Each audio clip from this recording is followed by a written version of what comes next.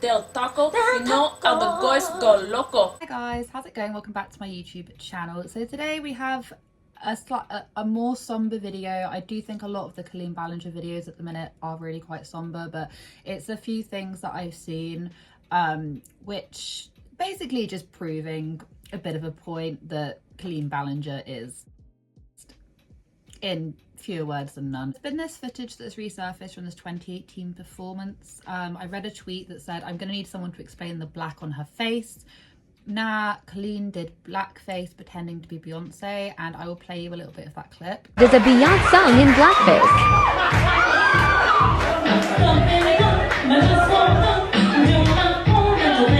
So not only do we have that, which we're going to break it down a little bit, we also have this old, like really old footage of Colleen and her friend, I don't know who they are, basically mocking, degrading and making really stereotypical, not even vaguely funny remarks, jokes. It's not a joke, it was basically a skit mocking the Hispanic American community. Really hope I'm getting this terminology right, so do forgive me, but from what I've read and what I've gathered and just from like plain viewing it, basically mocking the Hispanic community. Hola, I'm Carita. I am Rosa. This is my cousin. We work at the taco together. Of course, but I am soon to be a manager. She just got promoted to the drive-thru, so she talks to the people.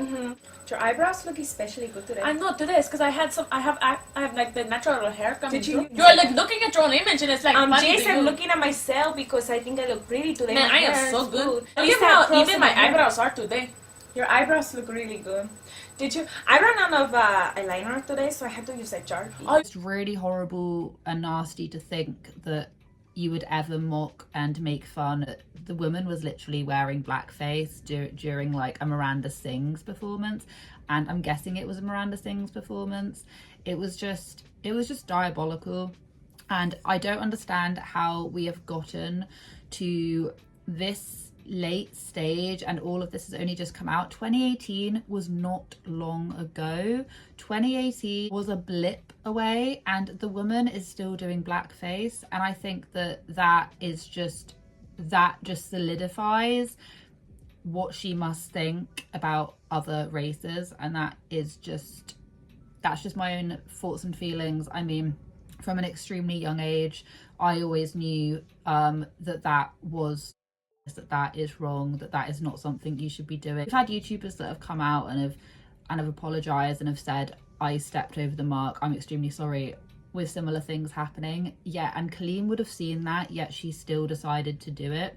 And at this very point I'm under this impression that Colleen uses the Miranda Sings character to actually do and say what she really feels, being inappropriate with children, saying inappropriate things towards kids, the whole like pulling like chips out of like her pants and things, like little kids doing that.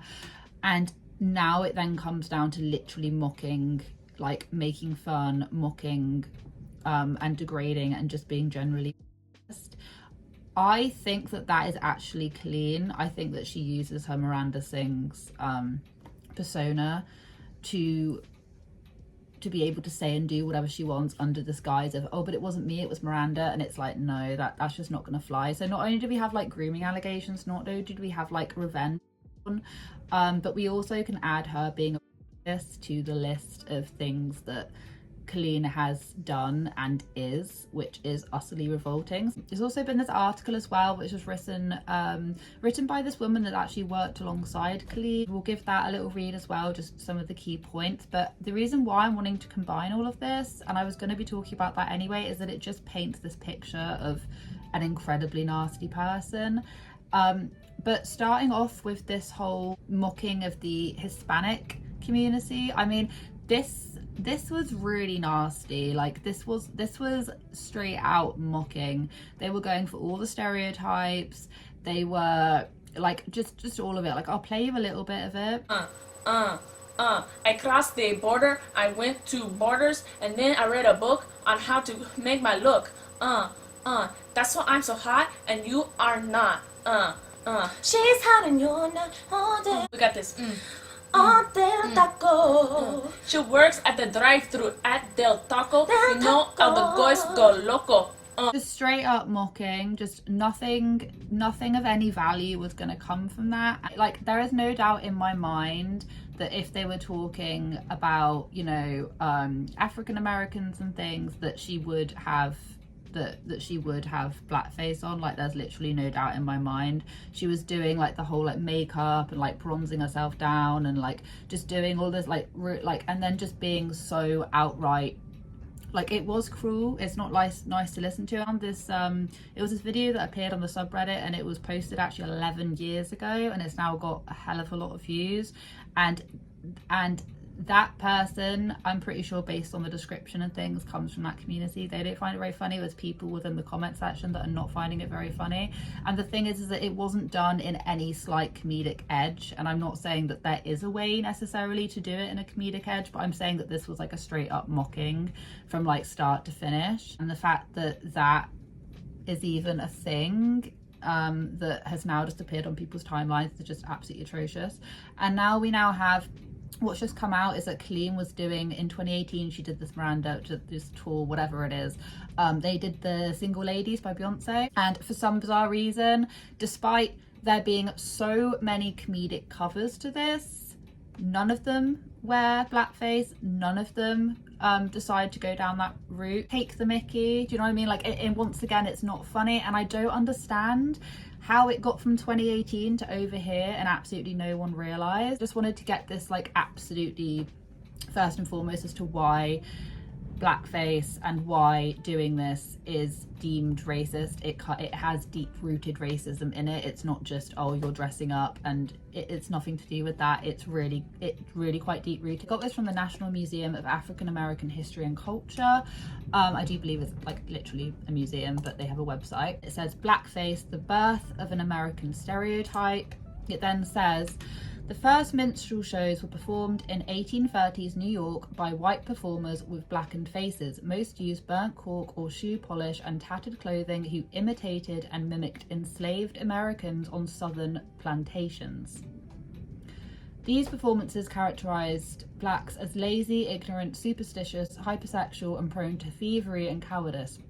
Thomas Dartmouth Rice, known as the father of minstrelsy, developed the first popularly known blackface character, Jim Crow, in 1830. By 1845, the popularity of the minstrel had spawned an entertainment sub-industry manufacturing songs and sheet music, makeup, costumes, as well as a ready set of stereotypes upon which to build new performances. So this quite literally dates back to when they used to take the mickey out of slaves. Like, this is where it comes from. And for COLLEEN to be literally in her 30s, not realise this, if nothing, if you've never been taught this in school, which, by the way, like, why have you not been taught this in school, then surely it would take you 2 seconds to actually read up the history as to why, and learn that it's not something that anyone should ever do, and it should not ever be tolerated. This woman is literally in her 30s.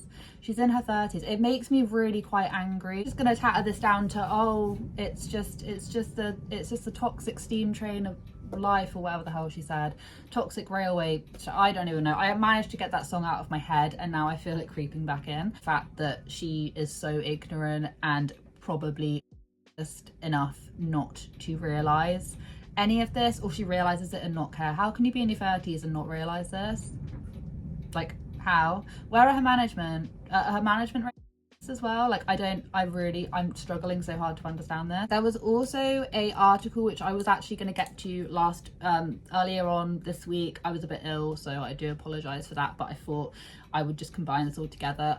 There was an article from April Corto-Kio, I hope I'm pronouncing that okay, on the 30th of June 2023. It's from You Owe Me an Apology. She was going on and she was talking about her experience with actually working with COLLEEN on one of COLLEEN's projects. I'm gonna just paraphrase little bits and then read a lot of it, otherwise we'll be here for most of the day, but this is ultra important to listen to because it ties into everything else that is coming out about COLLEEN that I've mentioned in this video. It tells her personal experience while working on Haters Back Off, and more broadly her opinions on working in less than ideal creative workplace environments over the years.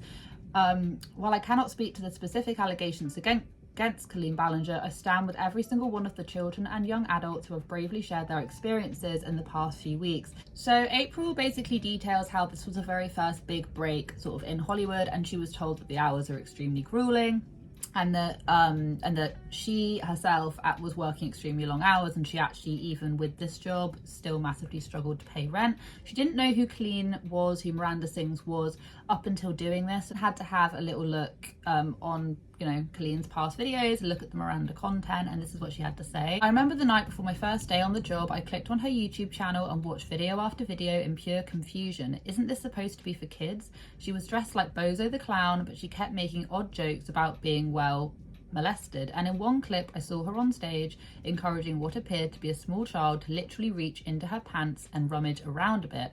I texted my friends hoping one of them could explain her appeal to me, because clearly I was missing something. The show was going into pre-production at the peak of her fame, and this woman was huge. This was 2016, only a few months after a fellow April launched the Oscars So White campaign, so it goes without saying that I was the only black person in this office, and as uncomfortable as that made me feel, as a person of Midwestern experience, I knew how to make nice in a white space. Upon meeting Colleen, my first impression of her was that she was boisterous, opinionated, and had a stunning lack of humility that was unlike anything I had ever seen. Immediately upon entering the writer's room, I was treated to story after story about her sold-out shows, how obsessed her fans were with her, and the lengths they would go to get her attention.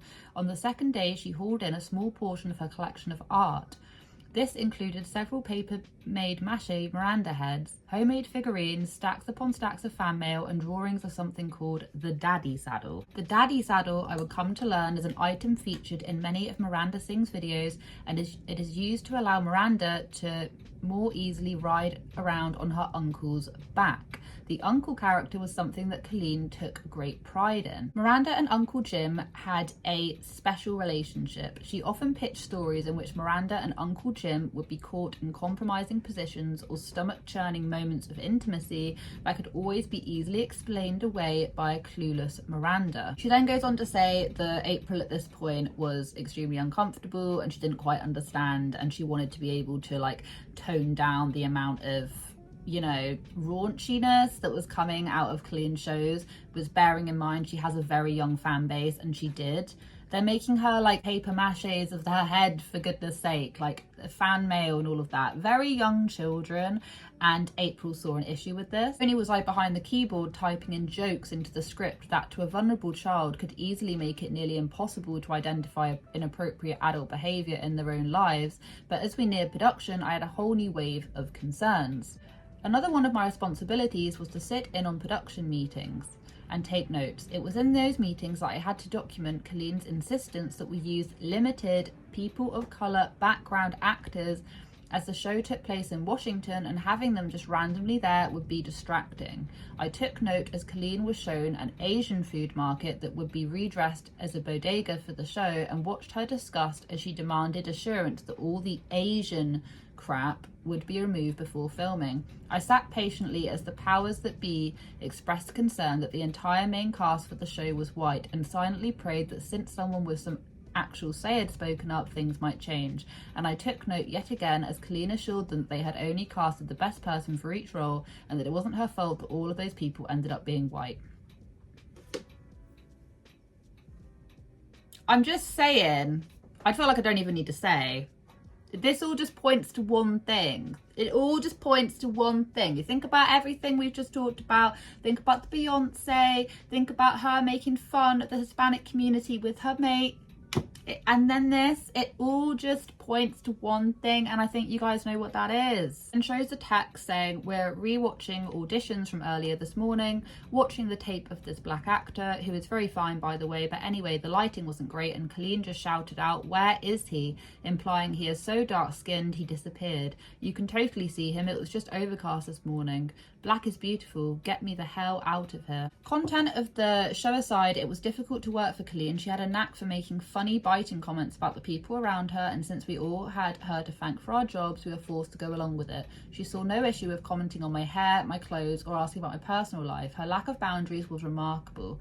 Most days, the first hour or so of work was dedicated to Colleen forcing us all to perform the emotional labour of counselling her through her marital concerns, being a listening ear to her complaints about fans. They were being so sensitive lately, aka they had spoken up about their discomfort with her using a black scent and getting the latest updates on the antics of her fellow YouTubers. I recall overhearing her once brag that a creator was being cancelled for saying the N-word, and if you think she went with N-word instead of hitting that hard R, then you haven't been paying attention. And she would never be stupid enough to get caught doing something like that. And she's saying to get caught doing something like that, although she has kind of been caught doing stuff like that. So yeah, I just at this point, like, she's not saying, oh no, don't ever, no, I would never say that. She's saying, oh, I'd never get caught saying that. God. April then goes on to say that Colleen basically made her feel ultra uncomfortable because Colleen kind of knew that April didn't want to work there at this point and would say things like, oh, you hate it here, right? And April felt like she loved the fact that it made her really uncomfortable and that Colleen was able to make her uncomfortable, which once again, that just sounds, it rings so true, because a lot of Miranda Sings and a lot of Colleen in general is making people feel really uncomfortable. Like, she gets the thrill out of it. She likes making kids feel uncomfortable, and apparently people she works for as well. I've worked with sexist, racist, with people who called me a diversity hire behind my back, with people who wanted applause for resisting the urge to touch my hair despite all its delicious textures, and with people who were both threatened by my voice and desperate for my approval. And each time I encounter yet another abuser in the workplace, I notice that they seem to all have something in common: an unwavering contempt for cancel culture and a pathological failure to demonstrate even an iota of accountability. Let me be the millionth person to say it: cancel culture is not real. The majority of the people I know who work in this industry have spent years of their lives waiting, hoping that an article will finally drop, naming the sins of the abuser they endured and finishing them for good. And each one has had to stand by and watch as that person is dragged on Twitter for a few days, removed from a project or two, and is back on their feet for the next year's Emmys. There is no witch hunt, no toxic gossip train, no dangerous mob hell-bent on destroying the life of an innocent person just for something to do. The truth is, there are real people who have had real experiences that have affected them a great deal, and there are narcissists who choose to cover their ears and look the other way. April then finishes with this article basically saying she wishes that everyone who's come forward comes out and receives a very sincere apology, and they're never going to receive a very sincere apology. At this point, I don't actually think Colleen could say anything that would make people favour her again.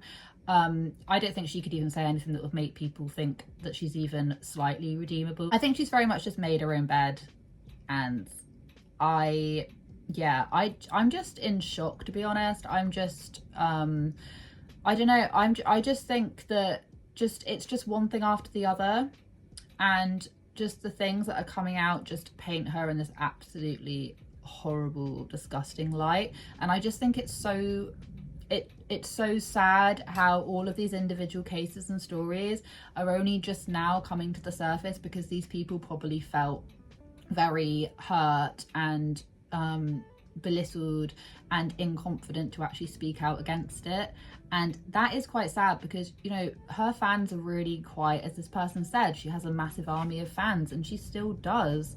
And yeah, it makes me sad that these people didn't feel like they actually had a voice, and now I feel like they do, and I think that is super important. Anyway guys, thank you so much for watching today's video. I hope you guys have a wonderful day wherever you are in this world. Take care of each other, take care of yourselves, and I'll catch up with you guys in the next video.